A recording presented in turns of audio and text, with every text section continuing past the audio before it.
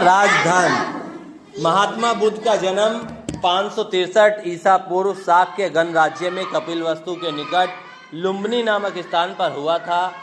जातक कथाओं में बोधिसत्व के नाम से विभिन्न रूपों में उनके पूर्व जन्म का उल्लेख किया गया है। प्रस्तुत पाठ राजधर्म में ऐसी ही एक जातक कथा दी जा रही है।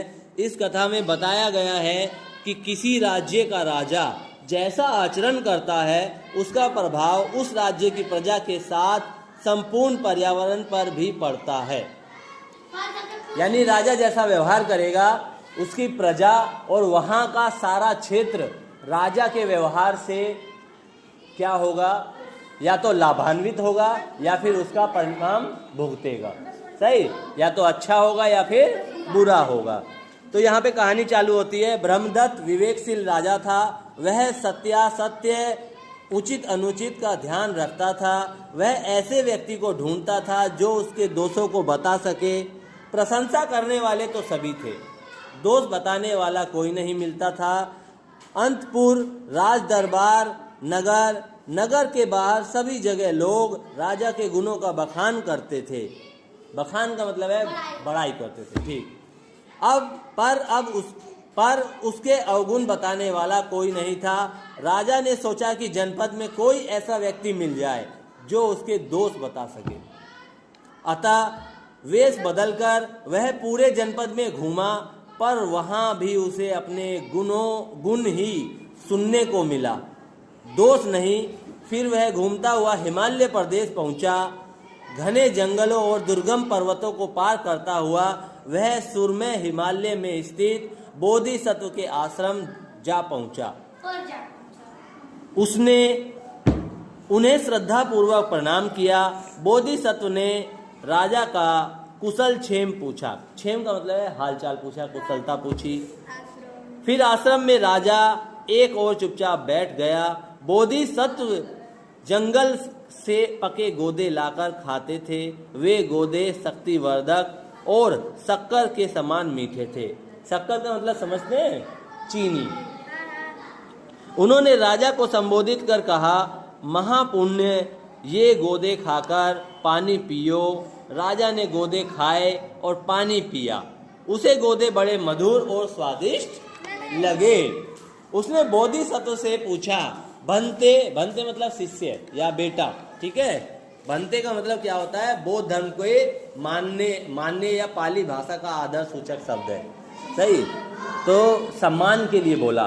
भंते, क्या बात है, ये गोदे बड़े मीठे और स्वादिष्ट हैं। महापुण्य, राजा निश्चय ही धर्मानुसार और न्यायपूर्वक राज करता है, उसी से ये इतने मीठे हैं। राजा के अधर्मिक और अन्यायी, ठीक है, यानी धर्म से हट जाए और न्याय से हट जाए होने पर तेल, मधु, शक्कर आदि तथा जंगल के फल फूल सभी कड़वे और स्वादहीन हो जाते हैं। केवल यही नहीं, सारा राष्ट्र ओज रहित हो जाता है, दूषित हो जाता है। राजा के धार्मिक और न्यायप्रिय होने पर सभी वस्तुएं मधुर और शक्तिवर्धक होती हैं और सारा राष्ट्र शक्तिशाली तथा ओजस्वी बना रहता है। यानी अगर राजा अच्छे से काम करेगा तो सारी चीज़ें अच्छी होंगी, उसके फल भी अच्छे होंगे। सही। लेकिन अगर राजा अन्यायपूर्वक व्यवहार करता है, अधर्म का सहारा लेता है, तो उसके राज्य में सब कुछ कड़वा हो जाएगा, सब कुछ बेकार हो जाएगा। भंते, ऐसा होता होगा, यह कहकर राजा अपना परिचय दिए बिना ही बोधिसत्व को प्रणाम कर अपनी राजधानी लौट आया। उसने सोचा, तपस्वी बोधिसत्व के कथन की परीक्षा करूंगा, अधर्म और अन्याय से राज करूंगा, देखूंगा कि बोधिसत्व की बात में कितनी सच्चाई है। राजा ने ऐसा ही किया। कुछ समय बीत जाने पर वह फिर बोधिसत्व के आश्रम में पहुंचा और उन्हें प्रणाम कर एक और बैठ गया। बोधिसत्व ने फिर पके गोदे दिए। राजा को वे गोदे बड़े कड़वे लगे।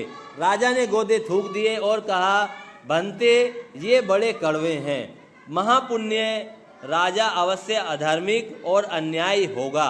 राजा के अधार्मिक और अन्यायी हो जाने पर जंगल के फल फूल तथा सभी वस्तुएं निरस और कड़वी हो जाती हैं। स्वाद रहित हो जाती हैं। यही नहीं, सारा राष्ट्र ओज रहित हो जाता है। राजा के ओर जिज्ञासा करने पर बोधिसत्व ने कहा, गायों की नदी तैरते समय बैल यानी नेता यदि टेढ़ा जाता है तो नेता के टेढ़े जाने के कारण सभी गायें टेढ़ी जाती हैं और मार्ग से भटक जाती हैं। इसी प्रकार मनुष्य में भी जो श्रेष्ठ होता है वह नेता माना जाता है। यदि वह टेढ़े मार्ग से जाता है, अधर्म करता है, तो सारी प्रजा कुमार्ग पर चलती है और अधर्म करने लगती है। राजा ही नेता होता है। राजा के धर्म विमुख होने पर सारा राज्य दुख को प्राप्त होता है। गायों के नदी पार करते समय यदि बैल यानी नेता सीधा जाता है तो नेता के सीधा जाने के कारण सभी गायें सीधी जाती हैं और नदी पार कर जाती हैं। इसी प्रकार मनुष्य में जो श्रेष्ठ माना जाता है वही नेता माना जाता है। यदि वह धर्म का अनुकरण करता है यानी पालन करता है तो शेष प्रजा भी धर्म का मार्ग अपनाती है। राजा के धार्मिक होने पर सारा राष्ट्र सुख को प्राप्त करता है। बोधिसत्व ने ये शिक्षा प्राप्त कर बोधिसत्व से यानी ये शिक्षा लेने के बाद प्राप्त कर राजा ने अपना राजा होना प्रकट किया और विनय पूर्वक बोला, भंते मैंने ही पहले गोदों को मीठा कर फिर कड़वा किया, अब फिर से उन्हें मीठा करूंगा और कभी उन्हें कड़वा नहीं होने दूंगा। यही मेरा संकल्प है और व्रत है। बोधिसत्व को प्रणाम कर वह राजधानी लौट आया। वह धर्म और न्याय पूर्वक राज्य करने लगा। उसका राज्य फिर धन धान्य से भर गया।